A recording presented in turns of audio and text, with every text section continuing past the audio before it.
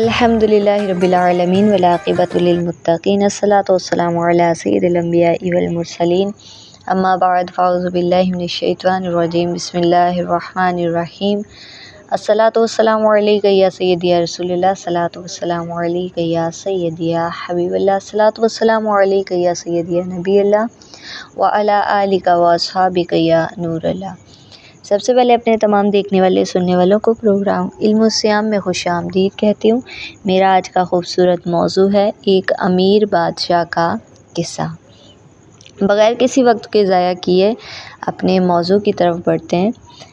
یہ دولت کا واقعہ ہے، دولت مند کا واقعہ ہے۔ تو سنیے قرآن پاک میں موجود ایک اور داستان، یہ ایک بادشاہ کا قصہ ہے۔ بادشاہ کا نام ہے قارون بادشاہ۔ بادشاہ کا نام غالباً آپ نے سنا ہی ہوگا۔ دور ہے اللہ کے نبی موسیٰ علیہ السلام کا۔ آپ لوگ جانتے ہیں کہ فرعون کس طرح بنی اسرائیل یعنی موسیٰ علیہ السلام کی قوم پر ظلم ڈھاتا تھا۔ یاد رہے کہ سب کو، لیکن ویری انٹرسٹنگ کہ یہ جو قارون ہے یہ خود بنی اسرائیل سے تھا۔ دولت بے حساب، دولت میں گھمنڈ، اس سے بھی زیادہ غرور اتنا تھا کہ اپنی قوم پر بھی یہ برتری کا اظہار کے لیے معمول سے ایک بالش زیادہ لباس پہنتا تھا، اور صرف غرور کے اظہار کے لیے۔ اور ظاہر ہے کہ تھا یہ بنی اسرائیل سے۔ اب آگے بڑھتے ہیں۔ مال و دولت کتنا تھا اس کے پاس؟ بے حساب تھا۔ کبھی کبھی محاورتاً یہ کہا جاتا ہے کہ اس کے پاس بے حساب دولت ہے، اور صرف یہ بات محاورتاً ہی نہیں کہا جاتی تھی بلکہ اس کے پاس ایکچولی میں بھی اتنی ہی دولت تھی، اتنا ہی مال تھا کہ جس کا حساب کرنا ممکن نہیں تھا۔ یعنی کہ قرآن کریم میں بھی اس کے مال و دولت کا اس طرح ذکر کیا گیا کہ ہم نے اس کو اتنے خزانے دیے۔ اللہ تعالیٰ نے فرمایا کہ ہم نے اس کو اتنے خزانے دیے، یعنی اللہ تعالیٰ نے فرمایا کہ قارون کو ہم نے اتنے خزانے دیے کہ ان کی کنجیاں یعنی خزانے کی چابیاں ایک طاقتور جماعت کو اٹھانا مشکل ہو جاتی ہے۔ اب یہاں دیکھیے کہ خزانہ نہیں خزانے، چابی نہیں چابیاں، طاقتور انسان نہیں طاقتور جماعت۔ تو سوچیے کہ اتنا پیسہ مال و دولت تھا اس کے پاس۔ اچھا، یہ بھی آتا ہے کہ لوگ اسے نصیحت بھی کرتے تھے کیونکہ مال و دولت پر اتراتا تھا یہ اپنی، تو بہت سے لوگ جب غرور دکھاتا تھا، غرور کرتا تھا، تو لوگ اس کو سمجھاتے بھی تھے۔ تو اب یہ آیت مبارکہ کا مفہوم بھی ہے کہ لوگ اس کو سمجھاتے تھے، مت اترایا کرو، اتنا اترانے والوں کو اللہ پسند نہیں کرتا۔ تو یہ کیا جواب دیتا تھا؟ جواب دیتا تھا، کہتا تھا کہ بھئی یہ جو مال ہے میرا ہے، یہ جو آرام ہے، آسائش ہے، میری یہ جو دولت ہے، یہ سب مجھے میری عقل کے زور پر ملی ہے، میری اپنی یہ اسمارٹنیس ہے، یہ میرا اپنا کمال ہے۔ تو ایک بات یہ کہ اگر آج کے دور میں کسی کی یہ سوچ ہے کہ میرا جتنا بھی مال و دولت ہے میری عقل سمجھ میری اسمارٹنیس کی وجہ سے ہے، تو وہ سمجھ لیں کہ قارون کی سوچ پر عمل پیرا ہے۔ کیونکہ قارون یہی کہتا تھا کہ اللہ تعالیٰ نے مجھے اتنی دولت اس لیے دی ہے کہ کیونکہ میں اس کا مستحق ہوں، میں یہ دولت ڈیزرو کرتا ہوں، اور اگر میں اللہ کی نظر میں پیارا نہ ہوتا تو اللہ مجھے یہ نوازتا نہیں۔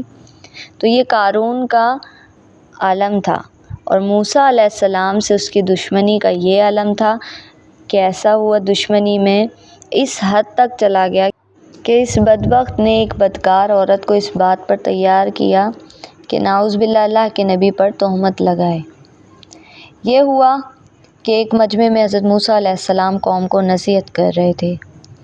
بھرے مجمع میں اس عورت نے اٹھ کر موسیٰ علیہ السلام کے حوالے سے کوئی بات کی۔ موسیٰ علیہ السلام نے اس عورت کو بلایا، اس نے الزام لگایا موسیٰ علیہ السلام پر، تہمت لگائی، نعوذ باللہ۔ موسیٰ علیہ السلام نے عورت کو بلایا اور اس کو خدا کا واسطہ دے کر اور اس کو اس کی تہمت کے نتیجے میں ہمیشہ کے لیے جہنم کی وعید سنا کر کہا کہ تو سچ سچ بتا، تو نے یہ حرکت کیوں کی ہے، تو نے یہ جھوٹا الزام کیوں لگایا۔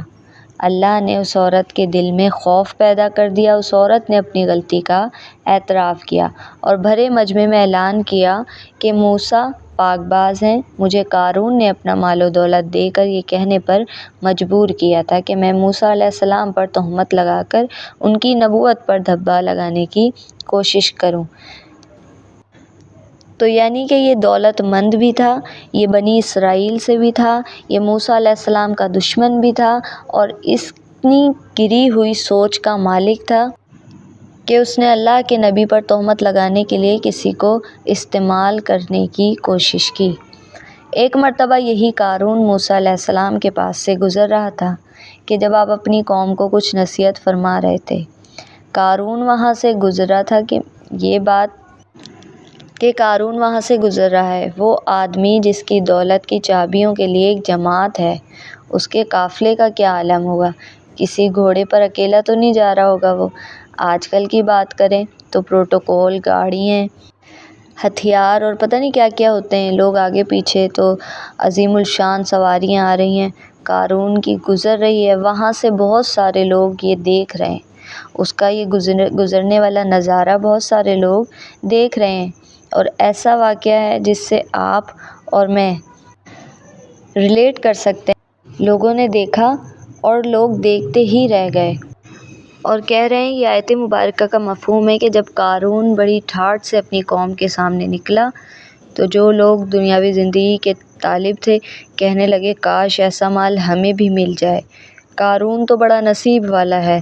یہ لوگوں نے کہا کہ کیا بات ہے، کیا کہنے ہیں یار، قارون گزر رہا ہے، یہ لوگ یہ بات کر رہے ہیں۔ وہاں موجود جو اللہ والے تھے انہوں نے سمجھایا کہ دیکھو انسان کے لیے اللہ کے پاس جو اجر ہے وہ اس سے بھی بڑھ کر ہے، سو مال کی تمنا کیا کرو۔ موسیٰ علیہ السلام نے پوچھا قارون تو نے اس طرح کیوں کیا؟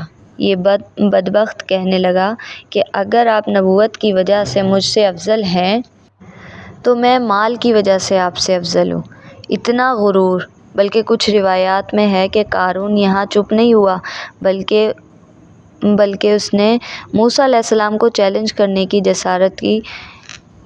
کل تہمت کی جسارت کر رہا تھا، آج چیلنج کی جسارت کر رہا ہے۔ تو کیا کہتا ہے کہ موسیٰ علیہ السلام ہم دونوں ایک دوسرے کے مخالف بد دعا کرتے ہیں، پھر دیکھتے ہیں کس کا کہا پورا ہوتا ہے۔ اب یہ غرور میں اللہ کے نبی کو چیلنج کر دیا۔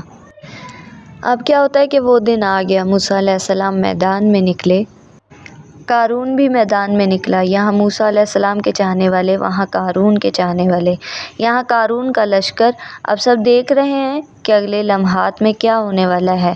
اب اس بدبخت قارون نے اللہ کے نبی موسیٰ علیہ السلام کے خلاف کچھ الٹی سیدھی بات کہی۔ اس بدبخت نے پہلے چیلنج کی جسارت کی، پھر تہمت کی جسارت کی، پھر اب اس نے الٹی سیدھی بات کہنے کی جسارت کی۔ یہ معاملہ ہو گیا۔ ایک طرف اب قارون کے جو بھی کہا وہ پورا نہیں ہوا، اب سب دیکھ رہے ہیں۔ اب موسیٰ علیہ السلام نے کچھ کہنا شروع کیا۔ اللہ کے نبی نے کہا کہ خدا تعالیٰ زمین کو حکم دے کہ میری اطاعت کرے۔ اللہ کے حکم سے ایسا ہو گیا، موسیٰ علیہ السلام نے جو مانگا وہ مل گیا کہ زمین موسیٰ علیہ السلام کی اطاعت کرے۔ پھر کیا ہوا؟ قارون کھڑا ہے، لوگ کھڑے ہیں، خزانہ موجود ہے۔ موسیٰ علیہ السلام نے فرمایا اے زمین ابھی انہیں پکڑ لے۔ جب آپ نے فرمایا لوگوں نے عجیب نظروں سے دیکھا کہ یہ کیا کہہ رہے ہیں، اس بات کا کیا مطلب ہے؟ زمین انہیں پکڑ لے، زمین سے کون بات کرتا ہے؟ لوگوں نے یہ منظر دیکھا۔ اب زمین نے کچھ حرکت ہونا شروع ہوئی، ہلچل ہوئی۔ بنی اسرائیل اور قارون کا لشکر بھی یہ منظر دیکھ رہا تھا، یہاں تک کہ قارون کی فوج نے بھی خود زمین کی ہلچل کو محسوس کرنا شروع کیا، اپنے جسم کو حرکت کرتے دیکھا۔ اب کیا ہوا؟ جہاں طنز و غرور کی مسکراہٹ تھی وہ پریشانی میں بدل گئی۔ جو چہرے غرور سے مسکرا رہے تھے، اب وہ مسکراہٹ جن چیزوں پر اب تک غرور تھا، طنز تھا، گھمنڈ تھا، وہاں اب گھبراہٹ کا آثار نمایاں ہونے لگے۔ یہاں تک کہ اب کیا ہوا کہ زمین کے قارون اور اس کے ساتھیوں کو جکڑنا شروع کیا، گویا پکڑنا شروع کیا۔ لوگ منظر دیکھ رہے تھے، قارون اور اس کی فوج گھبرا رہی تھی کہ اب کیا ہونا ہے، اور اب زمین نے انہیں اس قدر پکڑ لیا یہاں تک کہ ان کا جسم، نصف جسم زمین نے پکڑ لیا۔ یہ کیسا عذاب ہوگا، یہ کیسا منظر ہوگا۔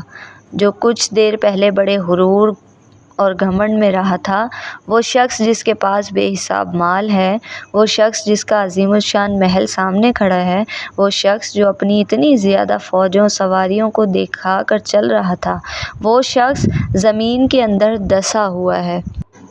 اچھا، بات یہاں ختم نہیں ہوئی۔ مختصر یہ کہ قارون کی فوج، عظیم الشان فوج، زمین میں دھنسے چلے جا رہی ہے۔ اب وہ فوج پہلے تو سمجھ رہی تھی کہ ہمارے پاس مال ہے، دولت ہے، پیسہ ہے، ہم جو کچھ چاہے کر سکتے ہیں۔ جو پہلے زمین پر اکڑ کر چل رہی تھی، اب زمین ان پر تنگ ہو گئی ہے، مگر وہ بے حس ہیں۔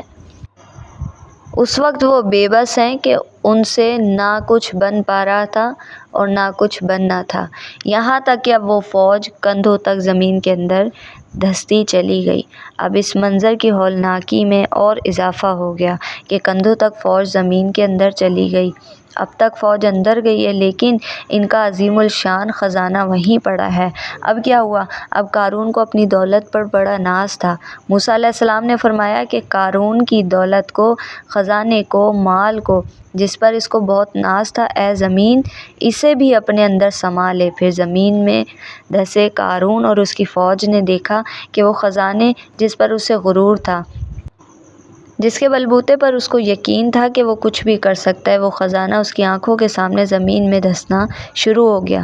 کچھ لمحے بعد قارون اپنی فوج کے ساتھ، اپنی مال و دولت کے ساتھ زمین میں مکمل طور پر چلا گیا، اور زمین پر اس طرح کا معاملہ ہوا کہ زمین اوپر سے بند ہو گئی۔ تمام یہ معاملہ ختم، جیسے کبھی کچھ ہوا ہی نہیں تھا۔ زمین نے ان سب کو اپنے اندر سما لیا، اور ان سب کے چلے جانے کے بعد زمین ہموار ہو گئی۔ قرآن کریم میں اللہ تعالیٰ نے اس موقع پر فرمایا کہ اللہ کے مقابلے میں کوئی جماعت اس کی مدد نہیں کر سکی، نہ وہ خود اپنے آپ کو بچا سکا۔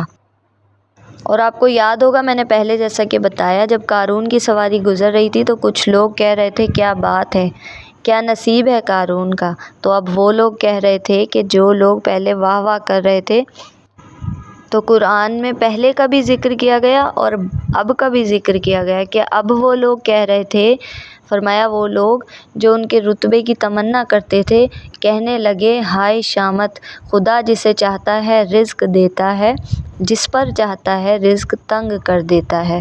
اگر اللہ ہم پر احسان نہ کرتا تو ہمیں بھی آج زمین میں دھنسنا پڑتا۔ قارون کی داستاں، وہ قارون جس کے پاس بے حساب مال و دولت تھا، جس کے پاس عظیم الشان سواریاں تھیں، جس کے پاس عظیم الشان فوج تھی، وہ قارون، اس قارون کی داستاں یہاں ختم ہوئی جو بہت ہی غرور میں تھا، گھمنڈ میں تھا۔ اس قارون کی داستاں یہاں ختم ہوئی، اور قارون کی فوج ختم ہوئی، اور قارون کا قہر ختم ہوا۔ اور یہ تھا ایک امیر بادشاہ کا قصہ۔ اللہ کریم ہمیں ہر حال میں اپنا شکر ادا کرنے کی توفیق عطا فرمائے، اور غرور، تکبر سے، گھمنڈ سے بچنے کی توفیق عطا فرمائے۔ اللہ کریم میرا بتانا، آپ کا سننا اپنی پاک بارگاہ میں قبول فرمائے۔ جو بھی بے ادبی، غلطی، کوتاہی ہوئی، ان تمام کو معاف فرمائے۔ کل پھر اسی وقت اسی چینل پر ملاقات ہوگی ایک نئے موضوع کے ساتھ۔ تب تک کے لیے دعاؤں میں یاد رکھیے گا۔ اللہ حافظ۔